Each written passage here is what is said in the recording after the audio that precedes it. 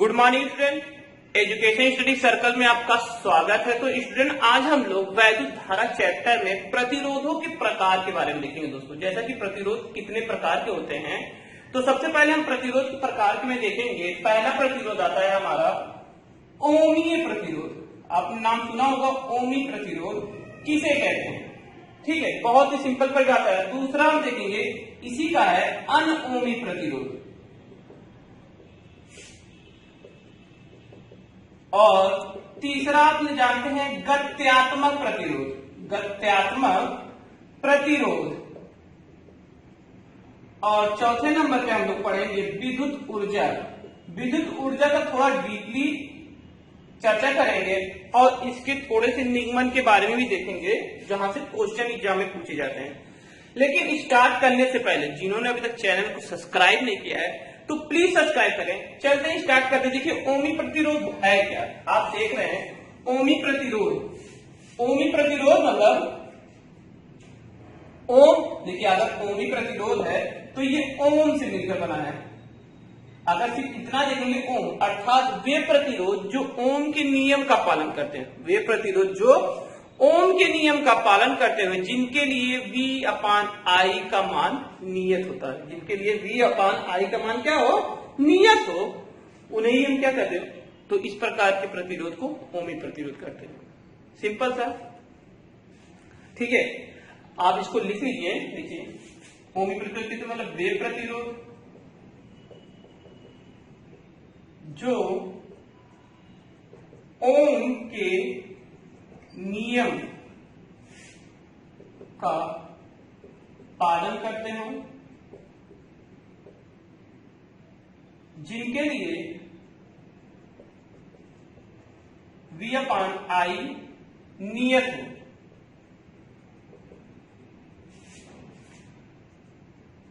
नियत हो तथा ये V आई ग्राफ तथा इनका V आई ग्राफ, इनका V आई ग्राफ क्या होता है, V आई ग्राफ सरल रेखीय होता है।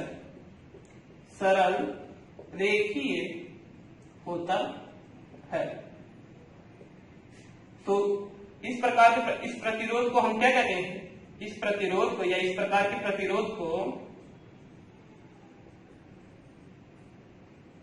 ओमी प्रतिरोध कहते हैं। ओमी प्रतिरोध कहते हैं। अब इसका फिगर देखेंगे तो ये है फिगर V और I, ठीक है, तो यही होता है। तो ये इसे ही हम क्या कहते हैं, ओमी प्रतिरोध कहते हैं। अगर अब देखिए ये तो है हमारा ओमी प्रतिरोध, आपने परिभाषा दी है। तो अगर हम चालकों के व्यवहार पे देखें, चालकों के व्यवहार पे देखें, मतलब धातुओं के व्यवहार पे देखें, तो धातु व्यवहार के लिए इनमें विभवांतर कम होता है। इनका विभवांतर क्या होता है, ओमी प्रतिरोध होने के लिए धातु व्यवहार अगर देखें, धातु व्यवहार के आधार पर अगर हम देखें तो धातु व्यवहार के लिए चालक मतलब चालकों पर विभवांतर क्या, चालकों के सिरों पर विभवांतर कम होता है। अर्थात इनमें धारा कम बहती है। जिन चालकों में धारा कम बहती है वो ओमी प्रतिरोध का पालन करते हैं। मतलब कि धातु चालक के आधार, मतलब धातु व्यवहार धातु चालक के आधार पर देखें, मतलब जिन धातु चालक में विभवांतर कम हो, जिनके सिरों में विभवांतर कम हो, जिनमें धारा कम बहती है, तो वो ओमी प्रतिरोध का पालन करते हैं। लेकिन जिन धातु चालक में विभवांतर अधिक होता है, अर्थात जिनके चालकों में धारा अधिक बहती है, तो वो ओमी प्रतिरोध का पालन, ओमी प्रतिरोध के नियम का पालन नहीं करते। सिंपल सा जान लीजिए, वे धातु चालक जिनके सिरों के बीच विभवांतर कम होता है, कम होता है, अर्थात जिनके चालक तार में धारा कम बहती है, वे ओमी प्रतिरोध का पालन करते हैं,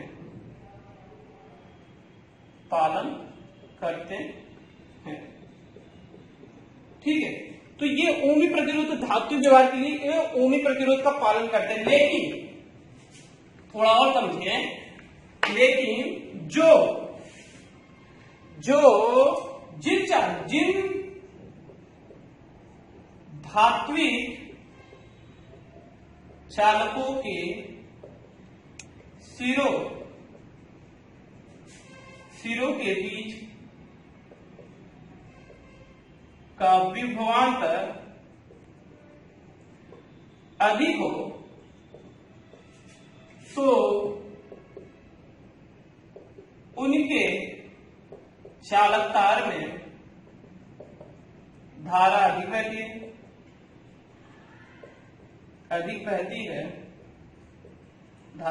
बहती है, तो वे ओम के नियम का पालन नहीं करते,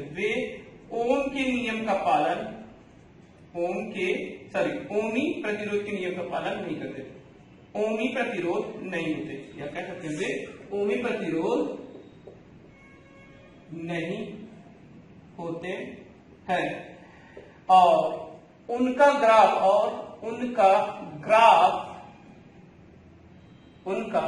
VI ग्राफ क्या होता है?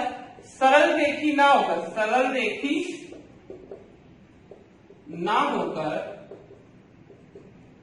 क्या होता है? वक्रीय होता है। ठीक है, तो ये कुछ व्यवहारिक चीज है जिनको आप देख सकते हैं, जैसे कि ये हमारा I है और ये हमारा V, तो इनका जो ग्राफ रहेगा कुछ ऐसे रहेगा या तो कुछ ऐसे रहेगा। ठीक है, तो ये हो जाता है इनका ग्राफ। ठीक है, वक्री होता है। बात समझ में आ रहा है? तो ये ग्राफ है, ये आप समझ सकते हैं V और ये हमारा I। ठीक है, V I है, तो ये हमारा V और I का वक्री है, मतलब एक तरीके से समांतर ना होकर वक्र के रूप में होते हैं। क्लियर है आपको बात? एक बात समझ में आ रही है? सिंपल सा होता है, अर्थात जिनकी सिरों का विभवांतर अधिक हो, जिन धात्विक चालकों के सिरों के बीच विभवांतर अधिक होता है, तो उन चालकों के तार में धारा अधिक बहती है, तो वो ओमी प्रतिरोध का पालन नहीं करते, ओमी प्रतिरोध के नियम का पालन नहीं करते, अर्थात वे सरल VI सरल ग्राफ जो होता है वो सरल रेखी ना होकर वक्री होते हैं। ठीक है, अब आते हैं अनओमी प्रतिरोध। अनओमी प्रतिरोध किसे कहते हैं? सिंपल सा है, अनओमी प्रतिरोध क्या है? देखिए सिंपल सा, अन मतलब एक तरीके से विपरीत हम लोग सोचिए, जैसे अपोजिट हो, ओमी का अनोमी, अपोजिट समझ रहे, तो वही मतलब वे प्रतिरोध जो ओम के नियम का पालन नहीं करते, जिनका VI ग्राफ सरल रेखी ना होकर क्या हो? वक्री हो, तो इस प्रकार के प्रतिरोध को हम क्या कहते हैं? अनोमी प्रतिरोध कहते हैं। सिंपल सा है, ठीक है, बहुत ही सिंपल है, मतलब वे प्रतिरोध जो ओम के नियम का पालन नहीं करते हो, जो ओम के नियम का पालन नहीं करते हो। ठीक है, मतलब वे प्रतिरोध जो ओम के नियम का पालन नहीं करते, जिनका VI ग्राफ क्या हो? सरल रेखी ना हो, सरल रेखीय ना होकर कैसा हो? वक्री हो, तो इस प्रकार के प्रतिरोध को हम लोग क्या कहते हैं? अनओमी प्रतिरोध कहते हैं, अनओमी प्रतिरोध कहते हैं। ठीक है, सिंपल सा है, अनओमी प्रतिरोध कहते हैं। देखिए क्या है, इसके कुछ उदाहरण से समझिए, उदाहरण में क्या है इसके। देखिए अनओमी प्रतिरोध, जैसे वैद्युत धारा टार्च के बल्ब का प्रतिरोध अनओमी प्रतिरोध होता है। जैसे वैद्युत धारा, नंबर 1, वैद्युत धारा टार्च के बल्ब का प्रतिरोध अनओमी प्रतिरोध का उदाहरण है, अनओमी प्रतिरोध होता है। डायोड वाल्व, डायोड, ठीक है, डायोड वाल्व के प्लेटों का प्रतिरोध अनोमी होता है। तीसरा अगर हम देखें अर्धचालक डायोड वाल्व, अर्धचालक डायोड का अनोमी प्रतिरोध होता है।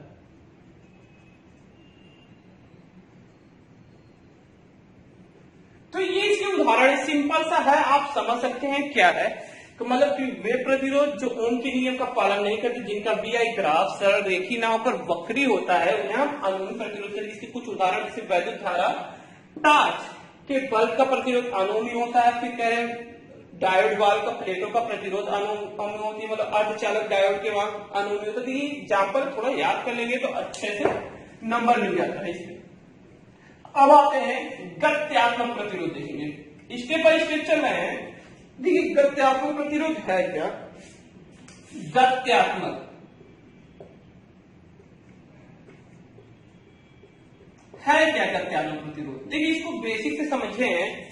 जैसे अनोमी प्रतिरोध हमने देखा, तो अनोमी प्रतिरोध के चालकों के विभवांतर के बीच, मतलब चालकों के, मतलब अनोमी प्रतिरोध चालकों के एक सिरों का विभवांतर, किसी सिरों के विभवांतर, मतलब किसी बिंदु के सिरों का विभवांतर के सूक्ष्म विभवांतर में अगर हम परिवर्तित कर देते हैं, तो उसके साथ उसकी धारा में भी क्या होगा, सूक्ष्म धारा में भी परिवर्तन हो जाएगा, उसके साथ उसकी सूक्ष्म धारा में भी परिवर्तन हो जाएगा। अर्थात V delta V upon delta I के खंड के अनुपात को ही हम क्या कहते हैं, मतलब कि एक तरीके से परिभाषा जो है ये सूक्ष्मतम के लिए, मतलब सूक्ष्मतम के लिए होता है। मतलब कि अनओमी प्रतिरोध, देखिए इसके अभी हम परिभाषा समझाते हैं। तो अनओमी प्रतिरोध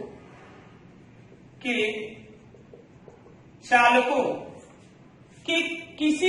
चालकों के किसी बिंदु पर विभवांतर किसी बिंदु पर विभवांतर का सूक्ष्म परिवर्तन डेल्टा बी करने पर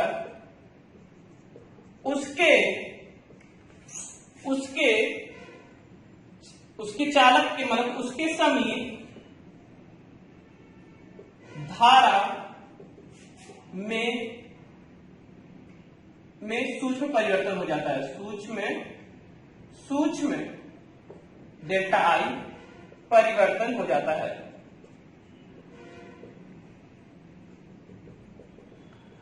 ठीक है, इस खंड के delta B upon delta I के अनुपात को ही क्या कहते हैं, गत्यात्मक प्रतिरोध कहते हैं। ठीक है, ये जैसे कि एक तरीके से कहिए कि जो ये अनोमी प्रतिरोध होता है, उसके किसी अगर हम खंड के विभवांतर, मतलब किसी चालक के किसी बिंदु का विभवांतर है, किसी चालक के सिरों के किसी बिंदु का विभवांतर में अगर हम सूक्ष्म परिवर्तन करते, विभवांतर का सूक्ष्म परिवर्तन डेल्टा बी करने पर उसके समीप की धारा में भी क्या होता है, डेल्टा बी परिवर्तन हो जाएगा। 28 के खंड के V अपान I के अनुपात को हम क्या कहते हैं, गत्यात्मक प्रतिरोध कहते हैं। ठीक है, अनुपात को ये क्या कहते हैं, गत्यात्मक प्रतिरोध कहते हैं। बहुत ही सिंपल सा परिभाषा है, आप समझ सकते हैं। थोड़ा सा लॉजिक है, आप समझ सकते। अनओमी चालकों के किसी बिंदु पर विभवांतर की सूक्ष्म परिवर्तन, किसी बिंदु के विभवांतर के सूक्ष्म परिवर्तन करने पर उसके समीप धारा में भी क्या हो जाता है, सूक्ष्म परिवर्तन हो जाता है। और इसी खंड के, मतलब V अपान I के अनुपात को हम क्या कहते हैं, गत्यात्मक प्रतिरोध कहते हैं। बहुत ही सिंपल परिभाषा है, नोट कर लीजिए। ठीक, इससे सिंपल नहीं हो सकता लैंग्वेज में। अब आते हैं विद्युत ऊर्जा, देखेंगे विद्युत ऊर्जा है क्या, बहुत ही इंपॉर्टेंट है। क्या है विद्युत ऊर्जा? जैसा कि हम आपको बताएं कि यदि किसी चालक तार में धारा बहती है तो चालक तार गर्म हो जाता है।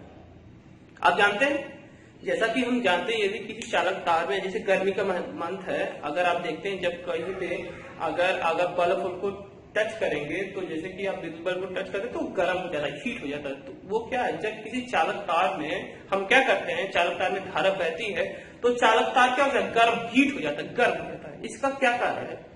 जैसा कि हम चालक तार जानते हैं, चालक तार में क्या होता है, मुक्त इलेक्ट्रॉन होते हैं। चालक तार क्या होते हैं, चालक तार में मुक्त इलेक्ट्रॉन होते हैं। चालक तार में मुक्त इलेक्ट्रॉन होते हैं जो अपवाह वेग या तो अनुगमन वेग के कारण मुक्त इलेक्ट्रॉन अनुगमन वेग से क्या करते हैं, धनात्मक आयनों की ओर गति करते रहते हैं। धनात्मक आयनों की ओर गति करते रहते हैं। ठीक है, सिंपल से परिभाषा देखिए, जैसा कि हम जानते हैं कि जो हमारा चालक तार होता है, अगर उसमें वैद्युत धारा, जैसे किसी चालक तार में, जैसा कि हम जानते हैं जब किसी चालक तार में वैद्युत धारा बहती है तो चालक तार क्या हो जाता है, गर्म हो जाता है। चालक तार क्यों होता है? क्योंकि चालक तार में मुक्त इलेक्ट्रॉन होते हैं। चालक तारों में क्या होते हैं, मुक्त इलेक्ट्रॉन होते हैं। चालक तार में क्या होते हैं, मुक्त इलेक्ट्रॉन होते हैं। जैसा कि हमने बताया था, चालक तार मुक्त इलेक्ट्रॉन होते हैं जो धन आयन की दिशा में क्या करते हैं, जो मुक्त इलेक्ट्रॉन अनुगमन वेग या अपवाह वेग से धन आयनों की दिशा में क्या करते हैं, गति करते रहते हैं। और ये मुक्त इलेक्ट्रॉन धन आयनों से लगातार टकराते रहते हैं और इन्हें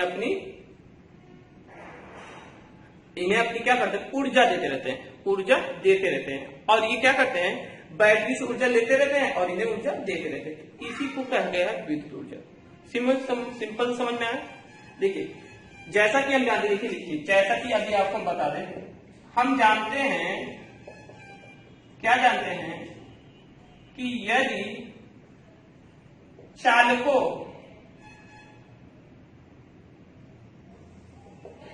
में धारा बहती है तो चालक क्या हो जाते हैं, तो चालक तार गर्म हो जाता है। गर्म हो जाता है मतलब गर्म हो जाता है, अर्थात क्या, जब किसी चालक तार के सिरों के बीच विभवांतर लगाया जाता है, जब चालक तारों सिरों के बीच, जब चालक तारों के सिरों के बीच विभवांतर लगाया जाता है, विभवांतर लगाया जाता है, तो चालक के मुक्त इलेक्ट्रॉन, तो चालक में स्थित मुक्त इलेक्ट्रॉन, तो चालक में स्थित मुक्त इलेक्ट्रॉन क्या करने लगते हैं, मुक्त इलेक्ट्रॉन धन आयन दिशा की ओर, धन आयन दिशा की ओर क्या करने लगते हैं, गति करने लगते हैं।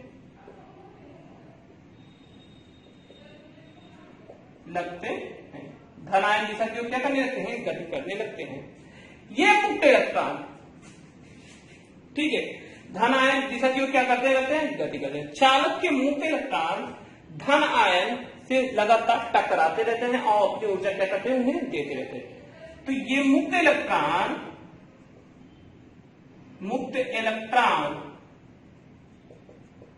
धन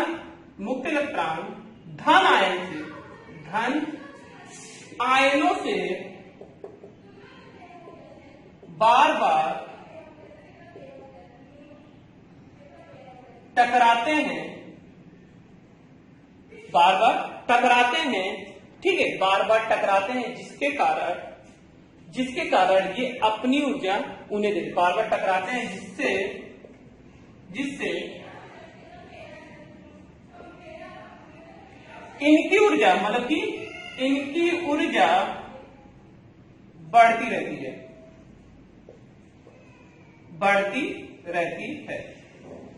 और इलेक्ट्रॉनों की ऊर्जा क्या होती है, कम होती रहती है इलेक्ट्रॉनों से। और ये इलेक्ट्रॉनों से ऊर्जा पाते हैं, मतलब कि किससे पाते हैं, क्योंकि इलेक्ट्रॉन बार बार टकराते रहते हैं, जिसका इनकी ऊर्जा बढ़ती रहती है। इलेक्ट्रॉन क्या करते हैं, मुक्त इलेक्ट्रॉन बैटरी से लेते हैं और धन आयनों को ऊर्जा देते रहते हैं, जिससे चालक की ऊष्मीय ऊर्जा बढ़ जाती है, बढ़ती जाती है और चालक के तार गर्म होने लगते हैं, गर्म होने लगते हैं। ठीक है, बहुत ही सिंपल सा हम परिभाषा को लिखाए हैं।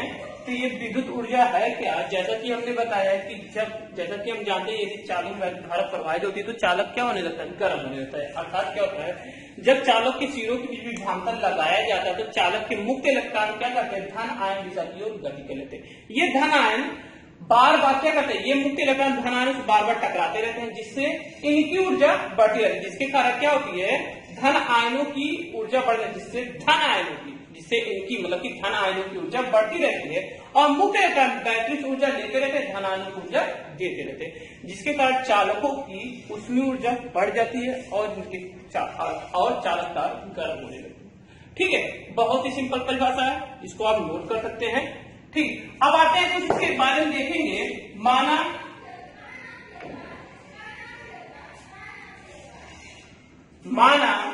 माना किसी चालक का प्रतिरोध R है तथा उनके सिरों के बीच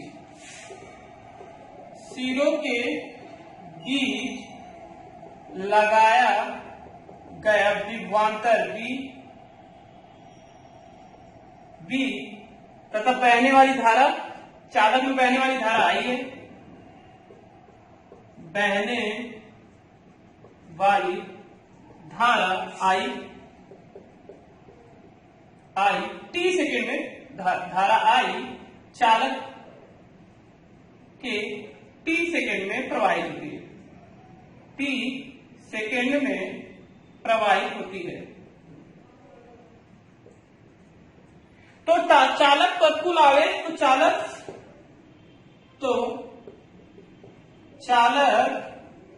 पर आवेश कितना हो जाएगा? Q बराबर IT हो जाएगा। ठीक है, यहाँ पे IT हो जाएगा, चालक पर आवेश कितना? Q बराबर IT हो जाएगा। चालक में आवेश को एक स्थान से दूसरे स्थान तक ले जाने में किया गया कार्य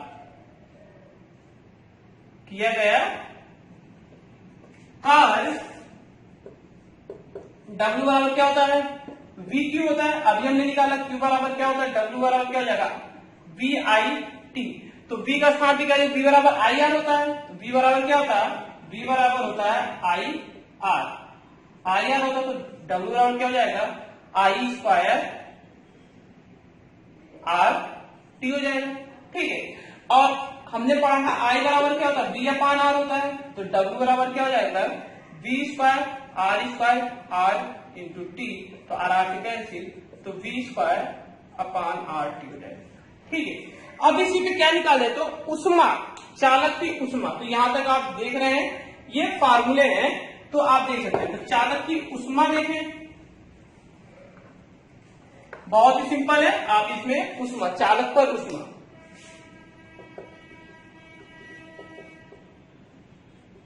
ऊष्मा, ठीक है। H बराबर क्या होता है? W बराबर 4.2 ये होता है।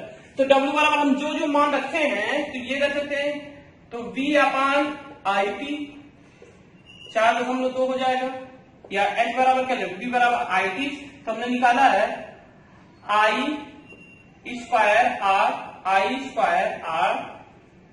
T अपान 4.2, ये हो जाएगा कि नहीं? या तो H बराबर क्या हो जाएगा? V square upon R T, ठीक है, 4.2।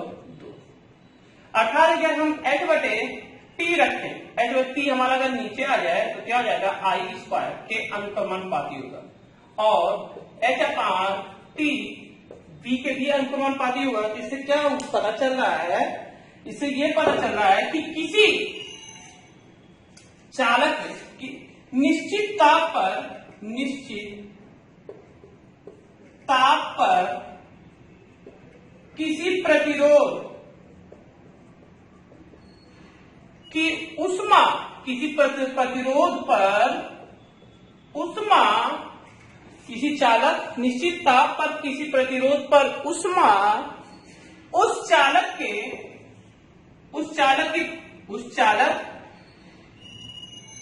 उष्मा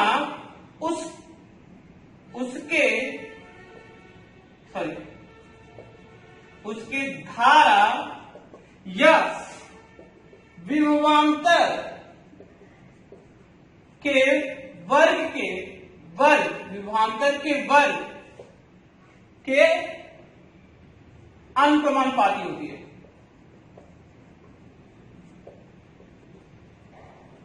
ठीक है, मतलब निश्चित ताप पर किसी चालक का प्रतिरोध, मतलब निश्चित ताप पर किसी प्रतिरोध पर उष्मा उसके धारा या विभवांतर के वर्ग के अनुक्रमानुपाती होती है। ठीक है, ये तो बहुत ही सिंपल है, आप इसी तरह से निकाल सकते हैं। तो ये देखिए बहुत ही सिंपल टॉपिक था। आपने देखा कि किस प्रकार से हमने वैद्युत ऊर्जा के बारे में अच्छे से डीपली में एनालिसिस किया है। और ये जो निगमन है, यहाँ से कभी कभी क्वेश्चन पूछ लेता, आई दे देगा, आर देगा, टी दे देगा, तो आपको कहेगा हीट ऊर्जा निकालिए। तो बहुत ही सिंपल निगमन है। आपको अगर वीडियो पसंद आया तो जिन स्टूडेंट ने चैनल को सब्सक्राइब नहीं किया तो प्लीज सब्सक्राइब करें और कमेंट करके जरूर बताइए कि वीडियो आपको कैसा लगा। दूसरी बात, अगर वीडियो पसंद तो लाइक और शेयर जरूर करिएगा दोस्तों। तो नए वीडियो में नई जानकारी से प्रस्तुत होते हैं। नमस्कार दोस्तों।